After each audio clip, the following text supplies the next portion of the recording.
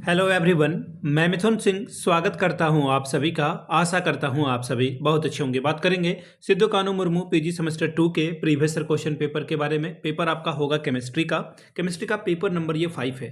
Paper number ये 5 है और 2025 में आपकी परीक्षा हुई थी। हालांकि यहाँ पे पेपर में 2025 लिखा हुआ है, लेकिन आपकी परीक्षा 2026 में संपन्न हुई है। ठीक है, अगर मैं एग्जैक्ट डेट बता दूं तो वो 4 फेब को आपका जो है एग्जाम, 4 फरवरी 2026 को आपका एग्जाम कंप्लीट हुआ था। तो उसी का पेपर आपके साथ में साझा कर रहा हूं।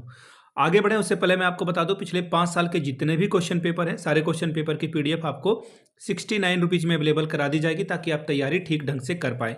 दूसरी बात, 199 रुपये में आपको सजेशन प्रोवाइड कर दिया जाएगा। अब ये सजेशन क्या होता है? सजेशन यानी कि वेरी वेरी इंपॉर्टेंट क्वेश्चन, ऐसे सवाल जो एग्जामिनेशन में आते हैं, आंसर के साथ आपको प्रोवाइड कर दिए जाते हैं। यहाँ से मेरी ईमेल आईडी आप देख लें, yourmithunsingh@gmail.com पे आप मुझे मेल कर सकते हैं। इंस्टा पे अगर आप हो, डू फॉलो मी @imithunsingh। बाकी आप मुझे व्हाट्सअप कर सकते हैं 7979054474 पे। सजेशन देखिए आपके सिलेबस के अकॉर्डिंगली तैयार किया जाता है, लेटेस्ट एग्जाम पैटर्न को फॉलो करते हुए पूरा किया जाता है। और तीसरी बात, PYQ पे ये बेस्ड होता है। ठीक है, अब चलिए आगे बढ़ते हैं और 2025 वाले सवाल को देख लेते हैं कि किस तरह के सवाल एग्जामिनेशन में पूछ लिए गए थे। सेशन था आपका 24-26 का। ठीक है, अब यहां से आप देख पाओगे सेमेस्टर 2 का ये क्वेश्चन पेपर है, केमिस्ट्री पेपर नंबर 5 2025 का ये क्वेश्चन पेपर है। 3 घंटे का वक्त मिला था, फुल मार्क्स था 70 का। 32 नंबर लाने से आप इस पेपर को क्वालिफाई कर जाते हो। 5 सवाल आपको आंसर करने यहाँ पे इन्होंने लिख रखा है, आंसर एनी 5 क्वेश्चन। 14 मार्क्स आपको ये देगा।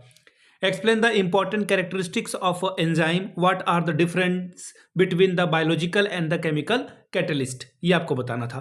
क्वेश्चन नंबर 2, डिराइव द, देखिए साइंटिस्ट का नाम अगर मैं गलत ढंग से प्रोनाउंस करूं तो sorry for that, because my pronunciation is not good as chemistry student aspirant या टीचर के होंगे। यहाँ पे क्या बोला गया? Derive Michaelis Menten equation from the enzyme kinetic, draw the Lineweaver Burk plot from the derived मैकेनिक मेंशन इक्वेशन। 14 मार्क्स ये आपको देखा जाएगा, किसी साइंटिस्ट का नाम होगा ये। क्वेश्चन नंबर 3 का ये, explain the role of metal ion in biological process. Next सवाल देखिए क्या बोला गया है क्वेश्चन नंबर बी में, explain the function of Na+ और K+ pump with its step. 7 marks ये आपको देकर जाएगा। शॉर्ट नोट्स लिखने के लिए कहा गया है यहाँ पर किसी 2 पर 7 + 7 14 नंबर आपको मिलेगा। को फैक्टर्स, अगला है फंक्शन ऑफ को इंजाइम ए, तीसरा है पोएंजाइम और चौथा है vitamin B12।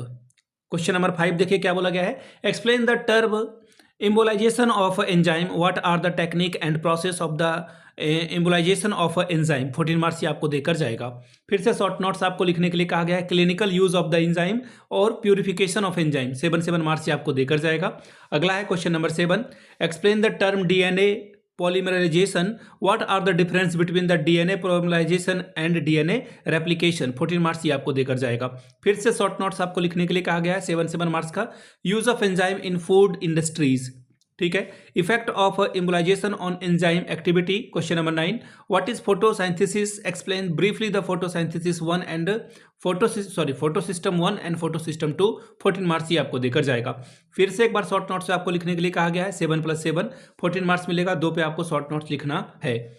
Fisher lock and key and the Koshland induced fit hypothesis. Question number B, heme protein and oxygen uptake के बारे में आपको बताना है। फिर अगला बायोलॉजिकल नाइट्रोजन फिक्सेशन के बारे में आपको बताना था। तो ये था आपका केमिस्ट्री पेपर नंबर 5 का क्वेश्चन पेपर। अगर आपको पिछले 5 साल के क्वेश्चन पेपर चाहिए तो ये आपको 69 रुपीज़ में, और अगर आपको सजेशन चाहिए तो 199 में ये प्रोवाइड कर दिया जाएगा। यहाँ से मेरी ईमेल आईडी आप देख लें, yourmithunsingh@gmail.com पे आप मुझे मेल कर सकते हैं। इंस्टा पे अगर आप हो, डू फॉलो मी @imithunsingh। बाकी आप मुझे व्हाट्सअप कर सकते हैं 7979054474 पे। वीडियो को आपने यहाँ तक देखा, प्यार दिया, इसके लिए आप सभी का बहुत बहुत शुक्रिया।